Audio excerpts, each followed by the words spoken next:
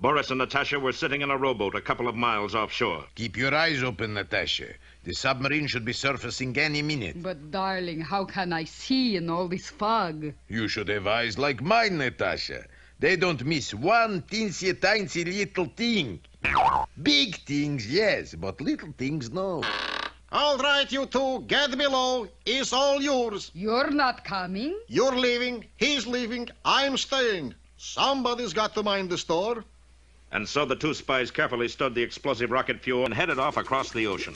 In the meantime, Rocky had convinced the moon men to show him their formula. We can get all these ingredients, I think, except this one. The exception was mooseberry juice, made from the berry of a bush that grew in only one place in the whole country. Near a little place called Frostbite Falls. The boys were delighted to hear this, for Frostbite Falls, Minnesota was their hometown. Quickly, they started making plans to get the mooseberry juice.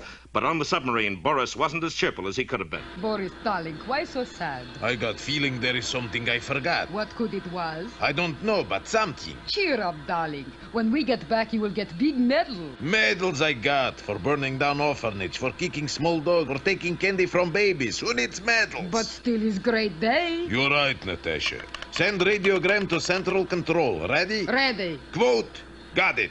Unquote. For same money, you get 8 more words. Okay, add this. He he he he he he he he. Signed, Boris. Now, what was it I forgot? So Natasha sent a message, and an answer came right back. You fool. Is for you. Go back and kill moose. Oh, that's what I forgot. But how can we? It's easy, I'm afraid. We put on breathing apparatus, put sub on automatic pilot, and bail out. Geronimo! And while the two spies swam back toward shore, the submarine bearing its precious cargo continued on its way across the ocean. Back in Washington, our heroes were having a rough time getting underway. I'm sorry, sir, but we have no flights to Frostbite Falls, if there is such a place. Oh, yes, we had a train to Frostbite Falls, but they took the tracks up in 1903. We can't help you. The only road into Frostbite Falls is just a cow path. What are we going to do? Time is too important. I know. We'll rent a private plane. Come on, Bullwinkle. We're going to the airport. And in a little while, our boys were talking to the owner of a flying service. Here, let's see, that'll run you just about $1,000. $1,000 just to get to Frostbite Falls? You could buy the place for $8 cash. Gee, Bullwinkle, what we need is a good cut-rate pilot. Gentlemen, allow me to introduce myself. Ace Rickenboris at your service. Mein card. Ace Rickenboris, by air, anywhere. Fly now, pray later.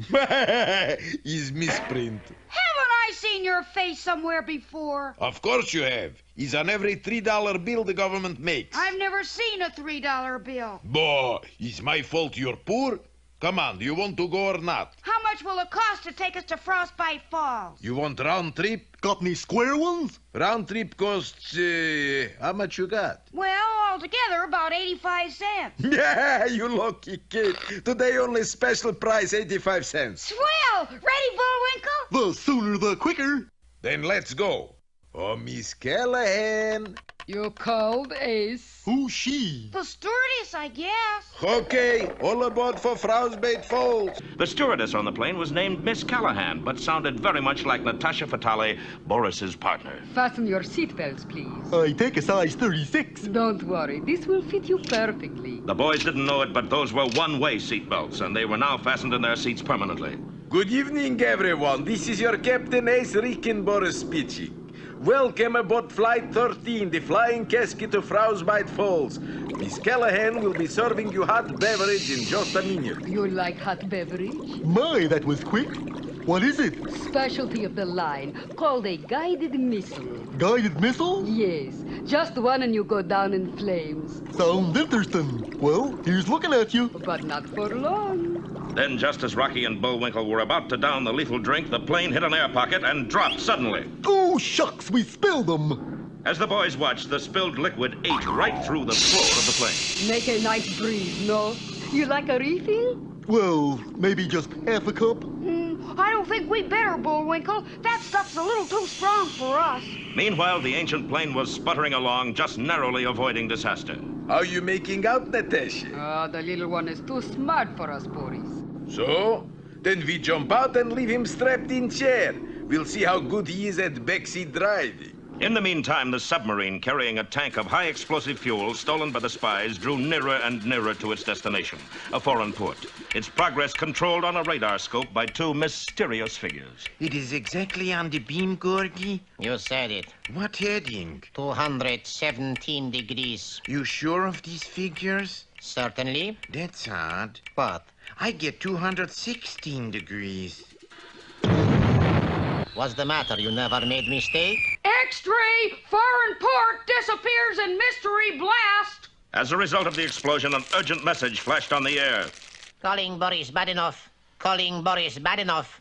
Come in, Boris. The coast is clear. Unaware that their plan to steal the secret fuel had backfired, the two spies were hastening to do away with Rocky and Bullwinkle by sabotaging the airplane. You drained gas tank, Natasha? Check. Threw out extra parachutes? Check. You want me to smash instruments? No. Let me. I like to. Oh, I'm just wild about Boris cha-cha-cha. You go ahead, Natasha. I'll catch up with you in a minute. And Natasha leaped out of the plane. Back in the cabin, Bullwinkle was admiring the view when suddenly... Hello there. Nice to see ya. Who are you talking to, Bullwinkle? Our stewardess. She just went by in a parachute and... Parachute? Well, something must be wrong. Here, help me out of my seatbelt. I'm stuck.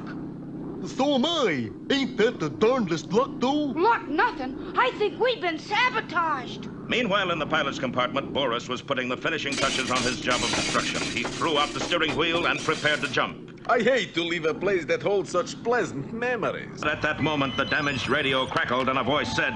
Calling Boris Badenoff. This is Central Control. You reading me? Yes, fearless leader. Plans are changed. Moose must finish finding formula. Do not, repeat, do not kill Moose. Make up your mind. What was that? I said yes, fearless leader. And Boris dashed back into the cabin just as all three engines conked out.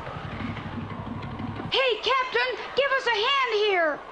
Well, something seems to be the trouble. Get us out of these belts. They're stuck. Of course. How come the engine stopped? Oh, because we're going to land. Well, how come we're landing? Because the engine stopped, you nice little chap. We better jump for it. Right, Rocky. Let's go. Wait! No, Bullwinkle. I can glide down, but you need a parachute. I knew I was forgetting something. Moose has got to be saved. Here, take mine. Wouldn't think of it. Take it. I insist. Well, thanks. Come on, Bullwinkle. You're sure you don't need it? No, we got lots of others that I just threw overboard. Oh, Boris, why didn't you become violinist like Mama wanted? And while our heroes floated earthward, the plane bearing Boris sank lower and lower.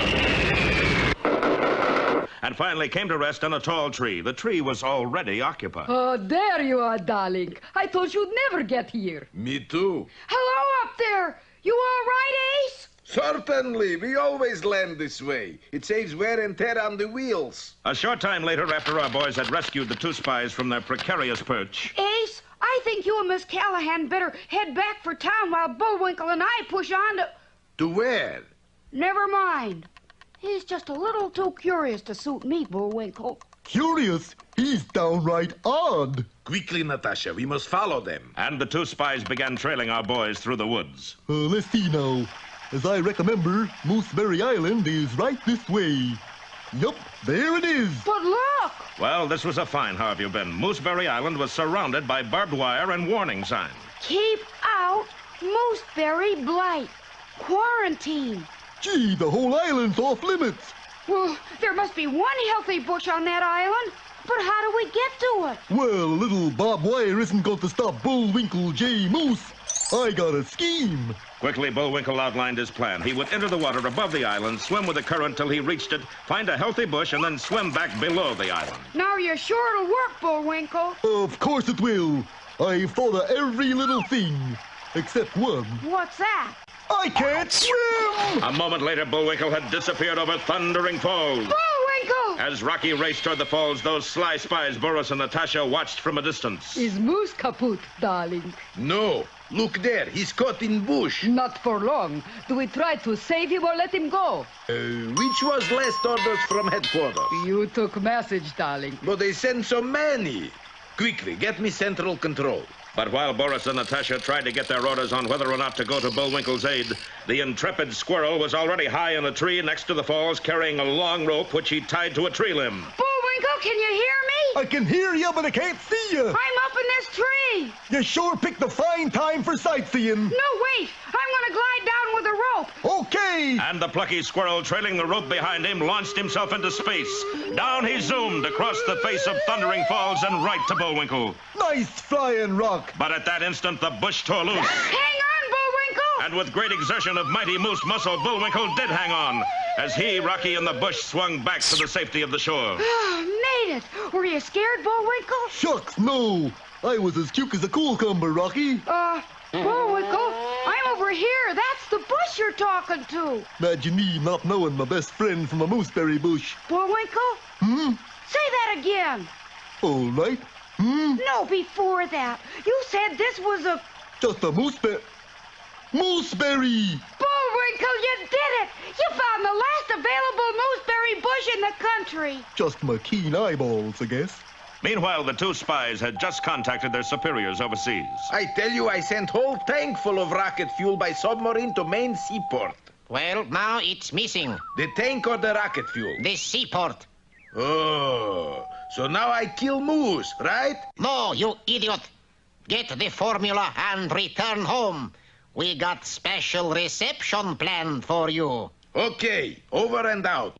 Now we gotta get this bush back to Washington, Bullwinkle. Yeah, before it catches the mooseberry blight. But at last we got the secret ingredient.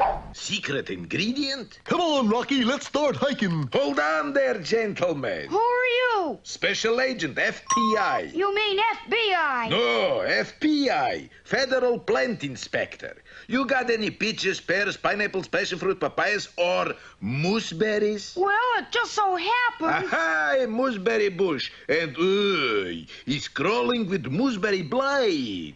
It is? This plant must be sprayed right away, quick. Now, wait a minute, you can't... There's no charge. Oh, that's all right then. So the inspector sprayed and sprayed until not a thing could be seen. When the cloud of spray was gone, so was the inspector and so was the bush. Boy, that's what I call a powerful spray. Didn't leave leaf nor whisker of either of them. Well, there goes our last chance of getting a mooseberry bush back to Washington. You mean... Yeah, we failed. What's that? Oh, it's just some Indians gone by in a canoe. But if that canoe had been closer, the boys would have seen that it didn't hold Indians at all, but Boris and Natasha, and between them, the mooseberry bush. But Rocky and Bullwinkle were too concerned with how to get back to Washington. Can't fly back. Our plane's crashed. Check. Can't walk back. Takes too long. Check. Can't go by boat. Haven't got a boat. Check. Wait a minute. Sure, we got a boat. We have? Yeah, right up in that fir tree. Oh, sure, Rocky. Poor kid's been in the woods too long. He's fur crazy. No, look. Rocky, that's our wrecked aeroplane. Not for long. Come on. And so a short time later... You see, Natasha? It's like taking candy from baby. You know, darling, I have funny feeling we're being followed. Followed? Who could follow us? We stole the only canoe on the river. It's just Sure enough, they were being followed. Rocky and Bullwinkle had turned their smashed aeroplane into a boat, and the plane's propellers made excellent double-bladed paddles. They're gaining on us. Like taking candy from baby, huh? You ever tried to take candy from baby? It's pretty hard. But Rocky and Bullwinkle, with no telescope, didn't know that they were so close to their goal.